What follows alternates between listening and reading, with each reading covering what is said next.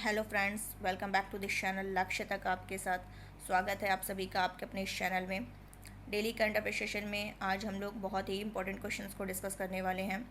कुछ क्वेश्चंस तो बहुत ही इंपॉर्टेंट है जो आपके आने वाले एग्ज़ाम में बहुत ही लाभदायक सिद्ध हो सकते हैं। तो चलिए सेशन स्टार्ट करते हैं। सेशन स्टार्ट करने से पहले आप सभी को भारतीय नववर्ष विक्रम संवत 2079 की बहुत सारी बधाई, शुभकामनाएँ, सभी की मनोकामनाएँ पूरी हों।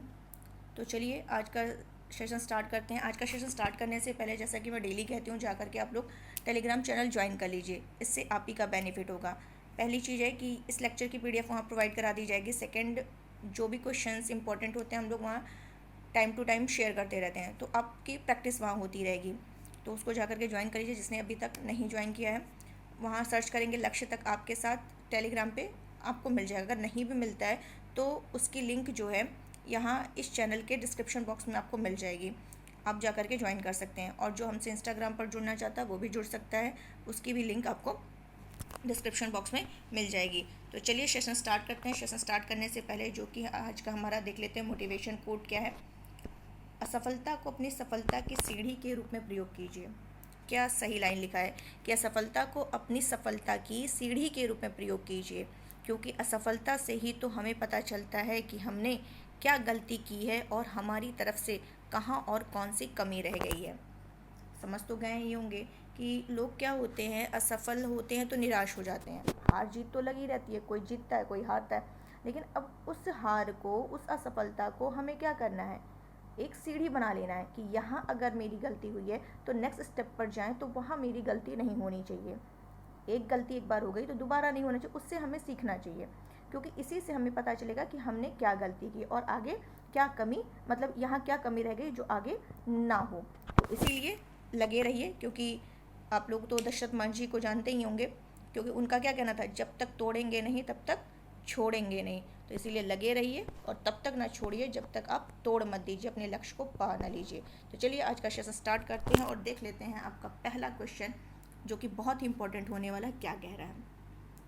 फर्स्ट क्वेश्चन है 31 मार्च 2022, 31 मार्च 2022 को किसने फास्टर, अब यहाँ फास्टर लिख देते हैं कि फास्टर की स्पेलिंग क्या होनी चाहिए। ओके, ये हो गया। अब फास्टर तो लिख दिया मैंने। फास्टर का फुल फॉर्म क्या है? Fast and secure transmission of electronics record. अब समझ गए होंगे कि क्या कह रहा है, सिक्योर होना चाहिए ट्रांसमिशन ऑफ इलेक्ट्रॉनिक रिकॉर्ड। इस सॉफ्टवेयर का अनावरण किया है, किसके द्वारा किया गया है?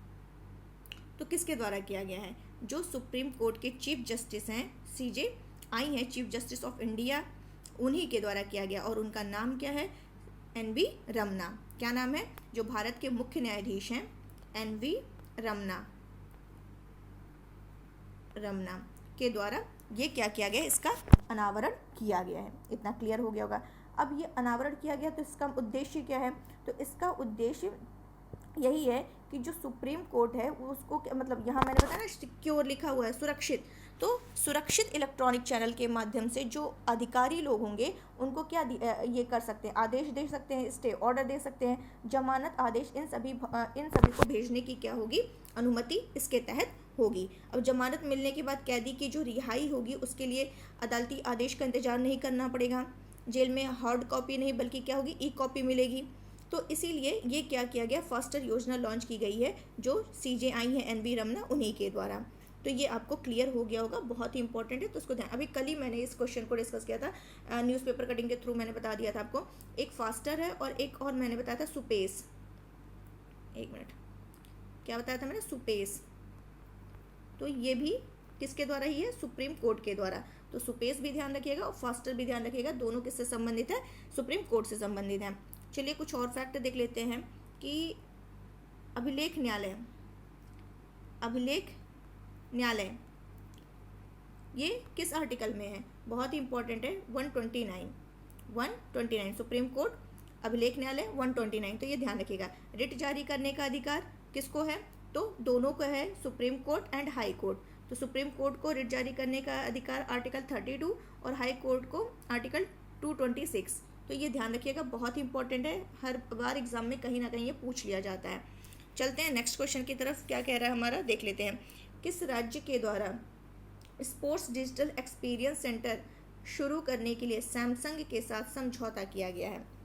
देख लेते हैं कि क्या कह रहा है कि स्पोर्ट्स डिजिटल एक्सपीरियंस सेंटर शुरू करने के लिए सैमसंग के साथ किसने समझौता किया, तो वो है कौन सा राज्य, मणिपुर है। तो यहाँ की जो राज्य सरकार है उसने क्या किया है कि मणिपुर ओलंपियन पार्क और खुमान लंपक स्पोर्ट्स कॉम्प्लेक्स के एक डोमेन के रूप में देखा गया है कि एक डोमेन के रूप में इसने क्या किया, स्पोर्ट्स डिजिटल एक्सपीरियंस सेंटर स्थापित करने के लिए किसके किसके साथ किया है। एक तो मैंने सैमसंग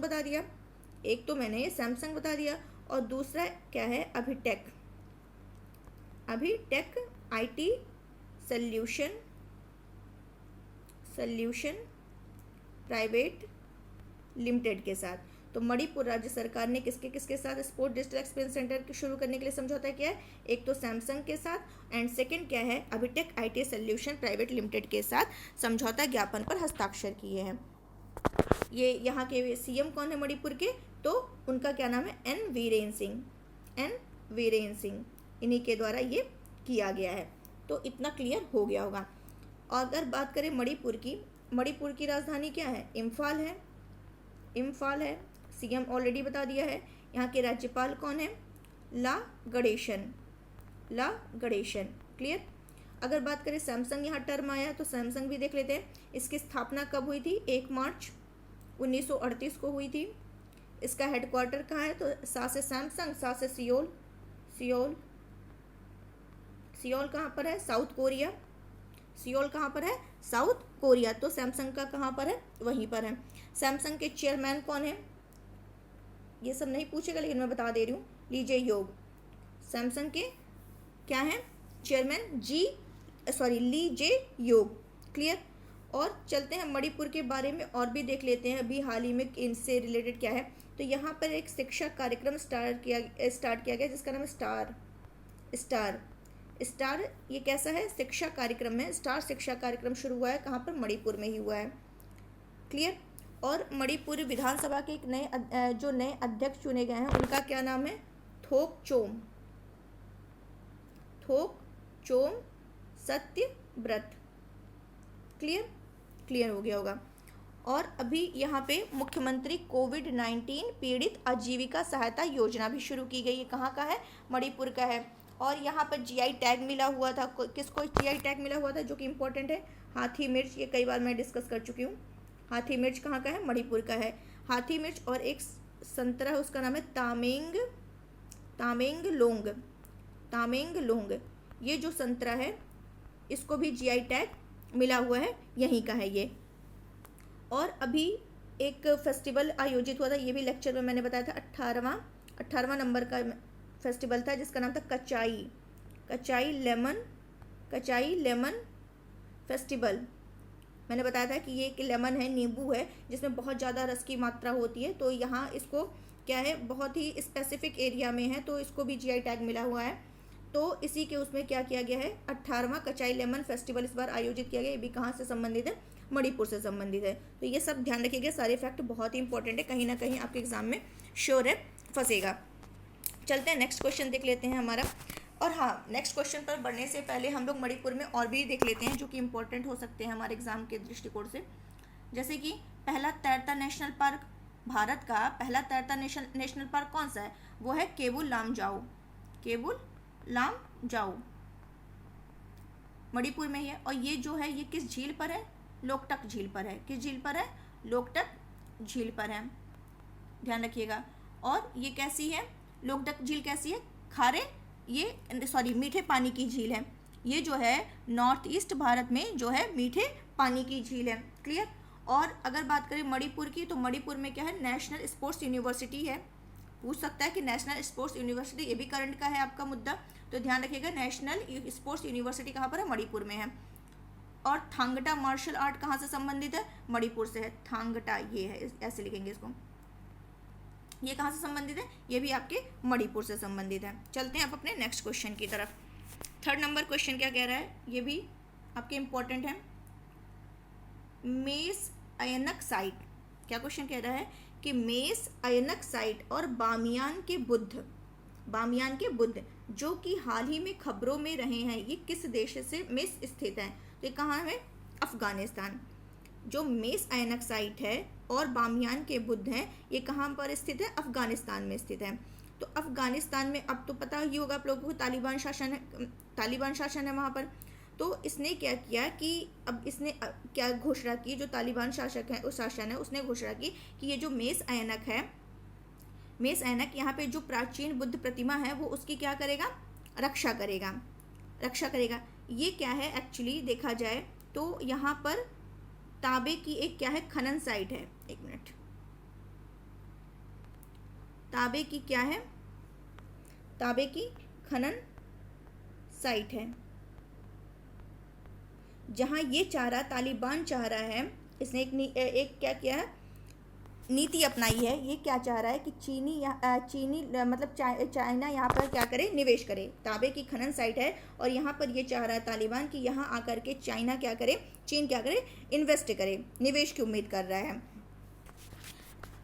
ये जो जब तालिबान ने अफगानिस्तान पर शासन किया तो उसने क्या किया था? जो बामियान में लंबी पुरानी जो बुद्ध की प्रतिमा थी उसको क्या किया था? नष्ट कर दिया था। लेकिन अभी क्या है? अभी तो इसकी इकोनॉमिक दृष्टि से बहुत ही परेशान है तालिबान शासन। वहाँ तो उसने तो अपना शासन तो कर लिया अफगानिस्तान में, लेकिन आर्थिक दृष्टि उसको नहीं हटा पा रहा। उससे संबंधित जो समस्याएं उसके पास आ रही हैं उससे निजात नहीं पा रहा है। तो इसके लिए उसने क्या किया है?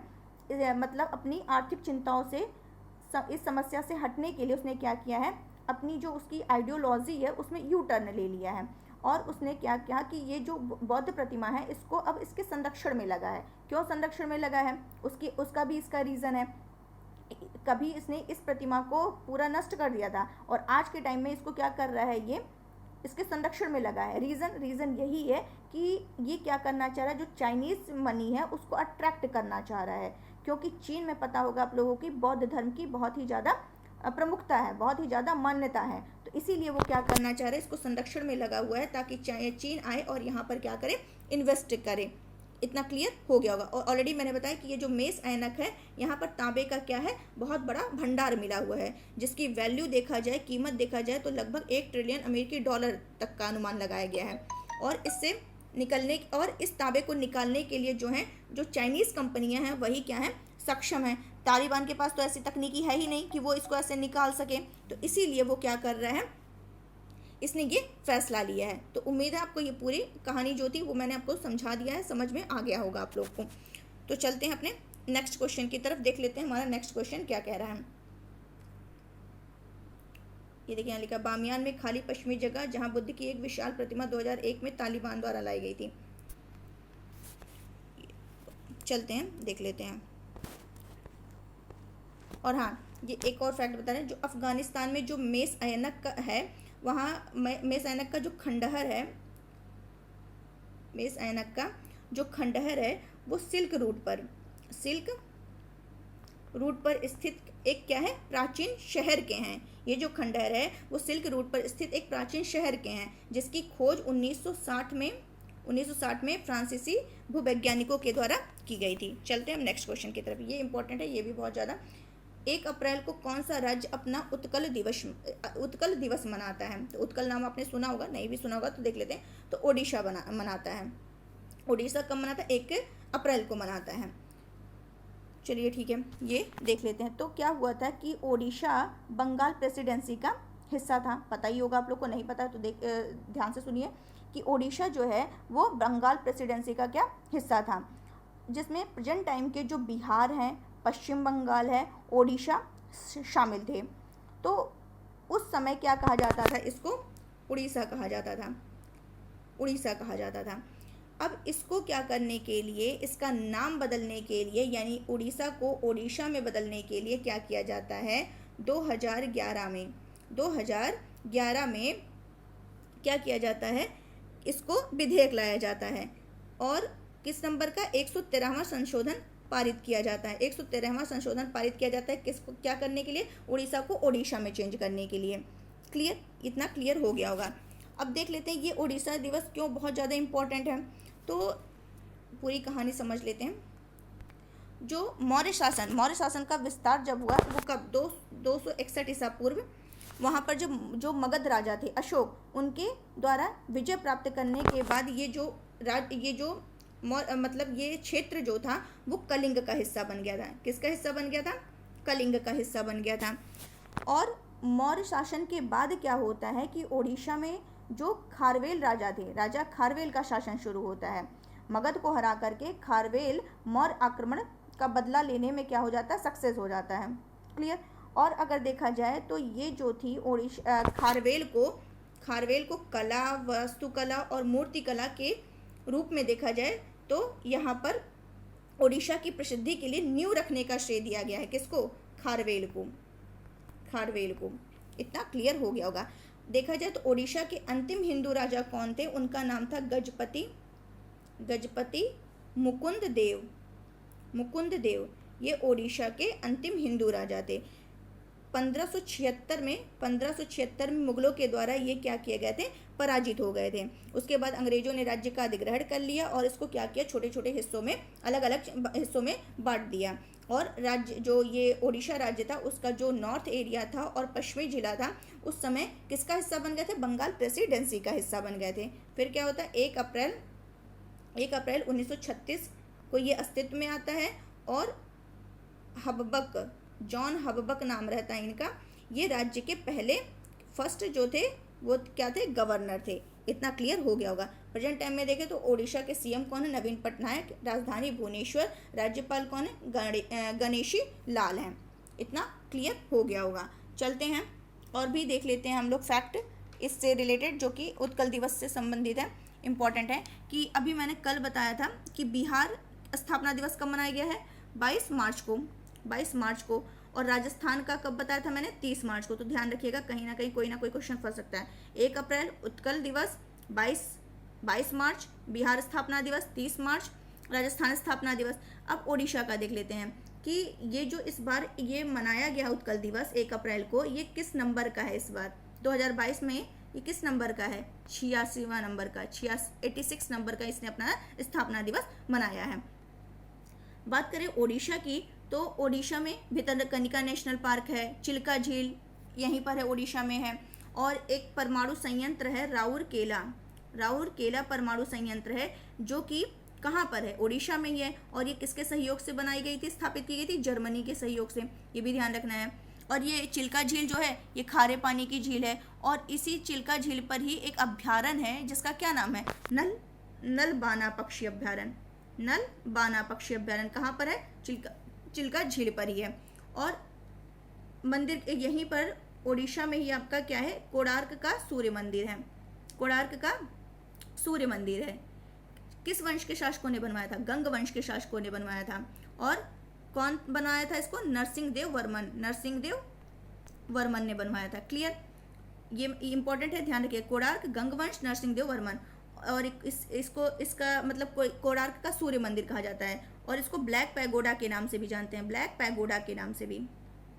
एक और सूर्य मंदिर है मोढेरा का सूर्य मंदिर। ये भी ध्यान रखिएगा, इंपॉर्टेंट है। जो किस वंश के शासक के द्वारा? सोलंकी वंश। और किसके द्वारा बनवाया गया था मोढेरा का सूर्य मंदिर? ये भीमदेव के द्वारा। तो सारे इंपॉर्टेंट बताया है, ध्यान रखिएगा, बहुत इंपॉर्टेंट है। और ये जो कोणार्क का सूर्य मंदिर है ये भारत का पहला 100% सौर ऊर्जा संचालित मंदिर है। तो ये भी ध्यान रखिएगा। चलते अपने नेक्स्ट क्वेश्चन की तरफ, देख लेते हैं क्या कह रहा है। बहुत इंपॉर्टेंट है। हाल ही में केंद्रीय मंत्रिमंडल ने रैंप जब मैंने जैसे ही नाम लिया होगा, जो शुरू से लेक्चर देख रहे होंगे उनके माइंड में आ गया होगा कि हाँ ये डिस्कस किया गया था। कब डिस्कस किया गया था? जब बजट की घोषणा हुई थी 2022-23 की, तभी मैंने इसको डिस्कस किया गया था। तो ये इंपॉर्टेंट है कि रैंप योजना को मंजूरी दी गई। यह किस संस्था के द्वारा सहायतित योजना है? मतलब इसमें कौन सहायता कर रहा है? तो कौन कर रहा है? वर्ल्ड बैंक कर रहा है। चलिए, जब वर्ल्ड बैंक कर रहा है तो देख लेते हैं कि क्या है, कैसे है, पूरा इसको समझ लेते हैं। तो जो पहले देख लेते हैं, जो रैंप है, रैंप इसका फुल फॉर्म क्या है? तो रैंप आर से राइजिंग एंड मैं लिख दे रही हूँ ताकि क्लियर रहे आपको। 1 मिनट लिखने में थोड़ा टाइम लगता है, बाकी और कोई रीज़न नहीं है। रैंप राइजिंग एंड एक्सीलरेटिंग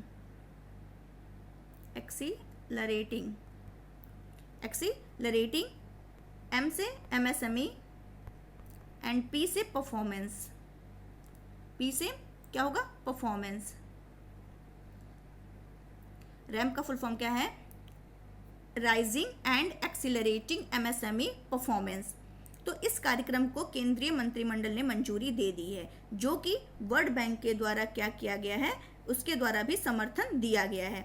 इसकी जो रैम्प है, ये जो योजना है, इसकी टोटल जो मतलब इसकी जो लागत रखी गई है वो है इसकी अमाउंट इतनी है टोटल करोड़, लगभग मान के चलते हैं 6, हम लोग मानकर कितना चल रहा है लगभग कि कितना 6000 करोड़ मान के चलते हैं, जिसमें से जो वर्ल्ड बैंक है, विश्व बैंक है, ये कितना हेल्प कर रहा है, ये टोटल कर रहा है आपका 3750 करोड़। बाकी जो रेस्ट अमाउंट है वो केंद्र सरकार के द्वारा वित्त पोषित किया जा रहा है। इतना आपको क्लियर हो गया होगा। मतलब कुल वित्तीय जो परिव्यय है वो लगभग कितना है,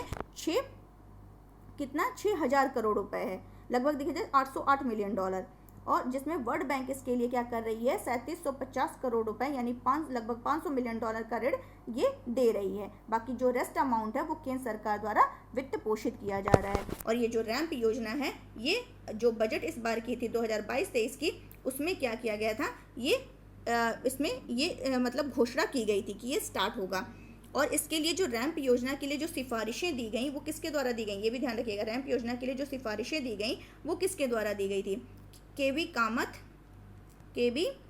कामत कमेटी थी, और कौन था, सिन्हा कमेटी, और एक कौन है, प्रधानमंत्री की आर्थिक सलाहकार परिषद के द्वारा की गई थी। किसके द्वारा सिफारिशें की गई, केवी कामत, यूके सिन्हा कमेटी और प्रधानमंत्री की आर्थिक सलाहकार परिषद के द्वारा इसके लिए सिफारिशें की गई थी। अब इसका मतलब ये सारे तो चलिए हम लोगों ने पूरी स्टोरी समझ ली, इसका उद्देश्य क्या होगा। तो जब यहाँ पे सीधे MSME लिखा हुआ है तो उसी से संबंधित होगा। सिंपल है कि ये क्या करेगी कि जो ऋण होगा, ऋण और बाजार तक पहुँच में क्या कर लाएगी, सुधार लाएगी। साथ ही साथ जो राज्य है और केंद्र है उनमें जो संस्थान होंगे और शासन को क्या करेगी, मजबूत बनाएगी।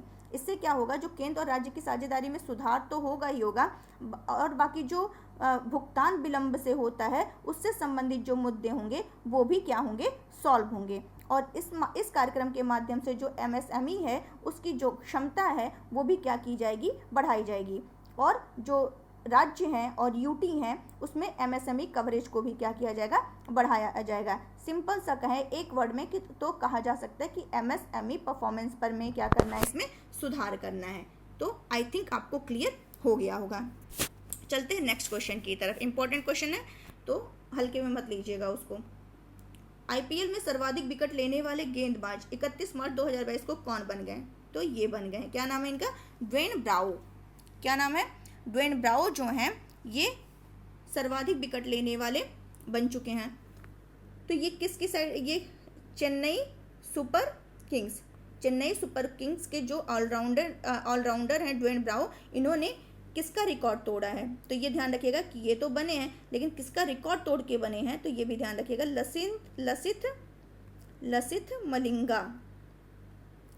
लसिथ मलिंगा, इन्हीं का रिकॉर्ड तोड़ करके ये क्या किए हैं, सर्वाधिक विकेट लेने वाले तेज गेंदबाज बन गए हैं। और कितना इन्होंने विकेट लिया है IPL करियर का, 171वां इन्होंने विकेट लिया है और मलिंगा को पीछे छोड़ दिया है।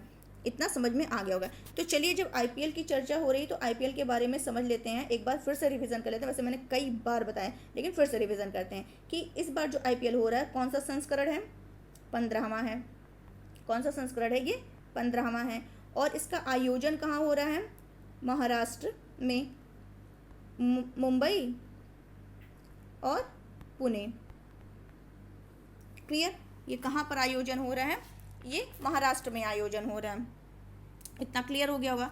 और अगर बात करें इसमें और भी अगर हम लोग देख लें तो इसका जो महाराष्ट्र के मुंबई और पुणे में आयोजन हो रहा है ये ध्यान रखना है। और इसके पहले कहाँ हुआ था, 14वां जो हुआ था वो संयुक्त अरब अमीरात में हुआ था, जिसमें विजेता कौन था विजेता, चेन्नई सुपर किंग्स था। अगर पूछ ले कि जो IPL की 2022 कब से कब तक हो रहा है, तो ये 26 मार्च से 29 मई और आईपीएल की शुरुआत कब हुई थी? 2008 में। आईपीएल 2008 में स्टार्ट हुआ था। इसमें प्रथम चैंपियन कौन था? राजस्थान रॉयल्स। प्रथम चैंपियन जो था वो राजस्थान रॉयल्स था। 14वें में आईपीएल ऑलरेडी बता चुके हैं, चेन्नई सुपर किंग्स। और सबसे ज़्यादा बार कौन जीता? तो मुंबई इंडियंस जीती है। सबसे ज़्यादा कौन, यानी अगर पूछे मोस्ट चैंपियन कौन है तो मुंबई इंडियंस है। और आईपीएल इतिहास की अगर पूछे सबसे महंगी टीम कौन है तो वो कौन है? Lucknow super giants. कौन है? लखनऊ सुपर जायंट्स है। और इसे किसने खरीदा था? इसे आरपी संजीव गोयन का ग्रुप ने खरीदा था। तो ये भी आपको ध्यान रखना है। और स्पॉन्सर कौन है? इस मतलब आईपीएल का स्पॉन्सर कौन है? तो टाटा है। ये भी ध्यान रखिएगा। सारे क्वेश्चन इंपॉर्टेंट है तो रिवीजन करते रहिए और कहीं ना कहीं तो जरूर फंसेगा क्वेश्चन। नेक्स्ट क्या कह रहा है? विमान स्क्वाड्रन, यहाँ पे थोड़ा सा रॉन्ग हो गया, स्क्वाड्रन होना चाहिए, स्क्वाड्रन, विमान स्क्वाड्रन। क्लियर?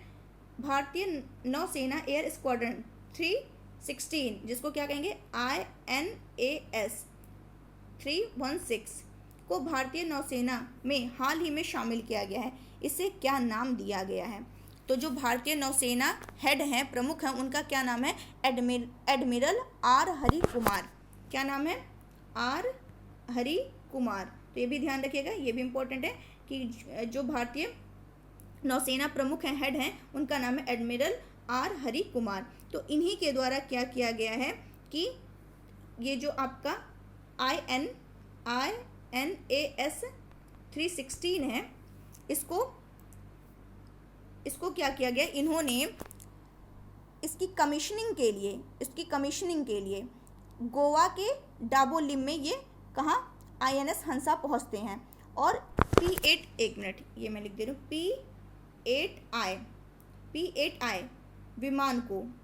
P8I विमान को INS हंसा में कमीशन किया गया। P8I विमान INS, इस विमान को INS हंसा में क्या किया जाता है? कमीशन किया जाता है। अब जब मैंने ये नाम लिया P8I, तो ये है क्या? तो ये जो है, ये विमान आपदा, राहत, मानवीय अभियान में मदद के लिए ये क्या करती है? काम आती है। ये लड़ाकू क्षमताओं से लैस है। क्लियर? और इस P8I विमान में क्या है? 2 जेट इंजन लगे हुए हैं। इसे हवा से जहाज पर वार करने वाले मिसाइल और टारपीडो से क्या किया गया है? लैस किया जा सकता है। और जो यहाँ लिखा हुआ INS 316 जो है, ये हिंद महासागर रीजन में, क्षेत्र में राष्ट्र के लिए कोई भी खतरा है तो उसको रोकना, उसका पता लगाना और नष्ट करने में ये क्या करता है? बहुत ही महत्वपूर्ण भूमिका निभाता है। भारतीय नौसेना ने 2013 में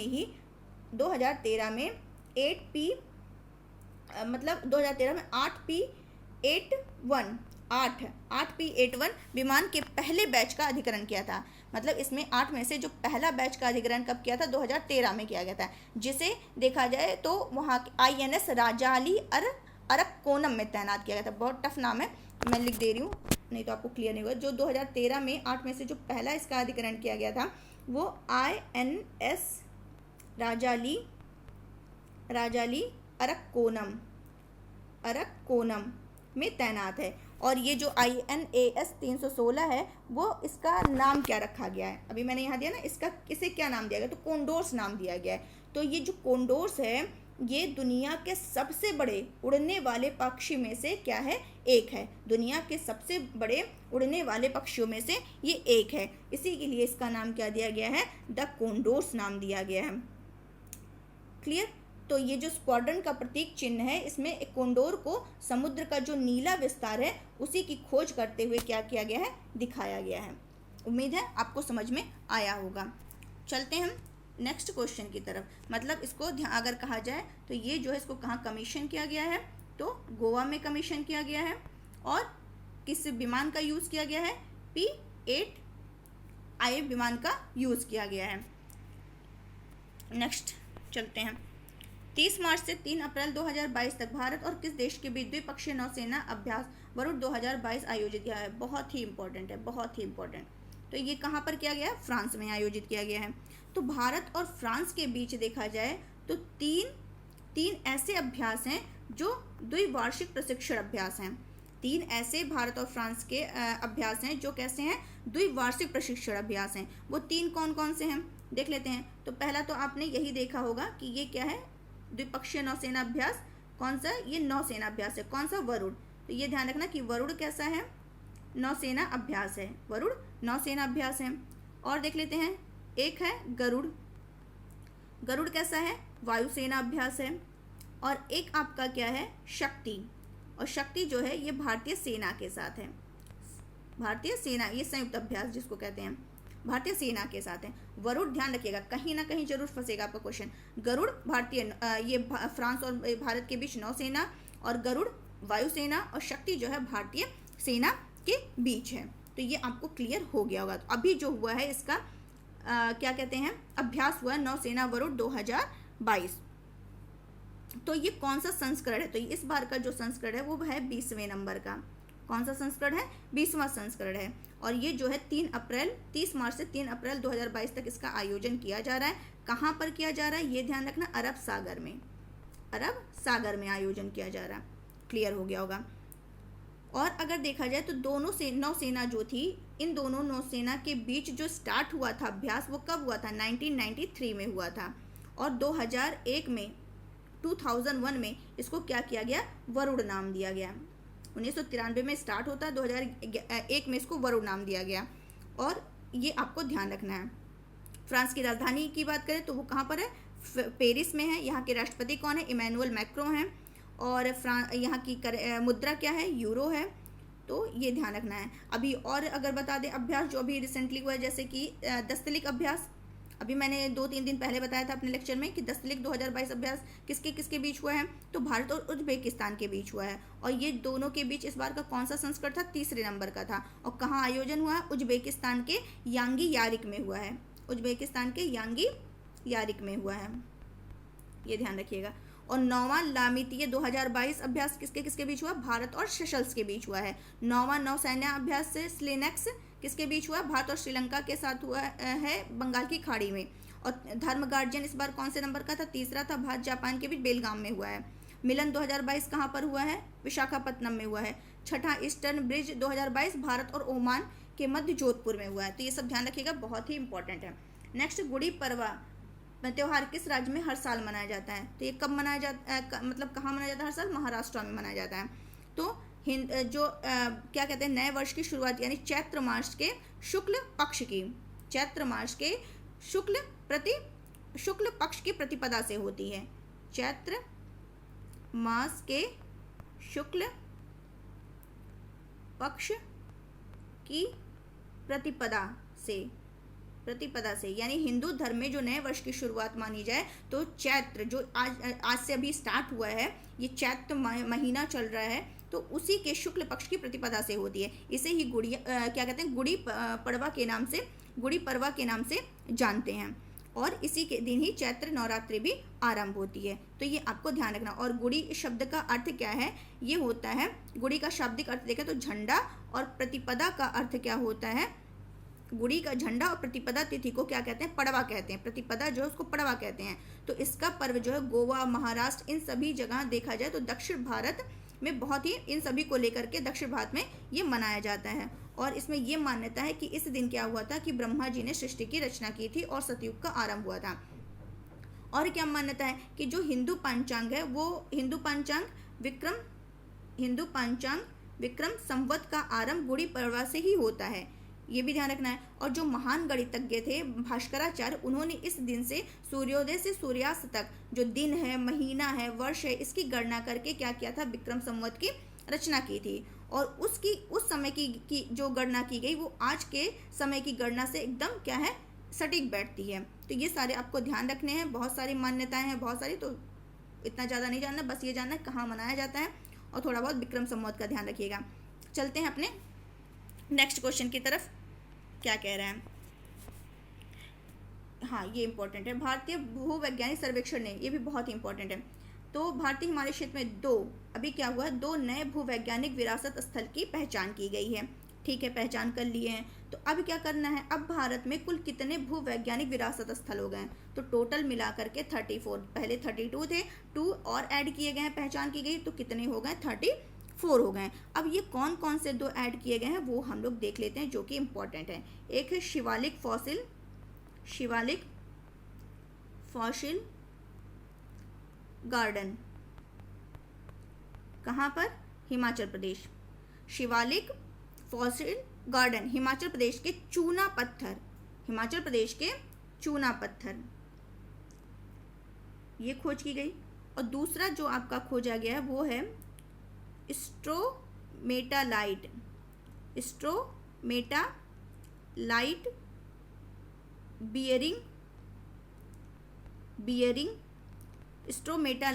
बियरिंग डोलोमाइट, थोड़ा ऊपर लिख दे रहे हैं, डोलोमाइट।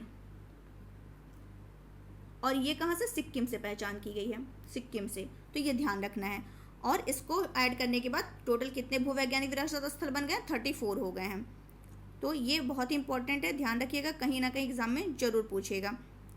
चलते हैं और देख लेते हैं ये जो भूमि विरासत स्थल है ये है क्या। तो ये क्या करती है, जो भूवैज्ञानिक विरासत है ये इस जो भूवैज्ञानिक पहलू होते हैं या स्थान होते हैं उनको संदर्भित करता है, उसको क्या करता है? संदर्भित करता है। मतलब पृथ्वी के विकास, पृथ्वी विज्ञान के इतिहास में ये क्या करते हैं? अंतर्दृष्टि प्रदान करते हैं, ताकि जो शैक्षिक उद्देश्य के लिए इनका क्या किया जाए? उपयोग किया जा सके। क्लियर हो गया होगा। और अगर देखा जाए जो भारतीय भूवैज्ञानिक सर्वेक्षण विभाग है, GSI, इसकी स्थापना कब की गई थी? 1851 में की गई थी। 1851 में देखा जाए तो मुख्य रूप से रेलवे के लिए भारत में जो कोयला भंडार की खोज के उद्देश्य से की गई थी। क्लियर। और ये जो है GSI जो है वर्तमान में खान मंत्रालय की जो सहायक कंपनी है उसके रूप में ये काम करता है। इसका मुख्यालय कहाँ है? तो वो भी देख लीजिए कहाँ पर मुख्यालय, वो है कोलकाता में है।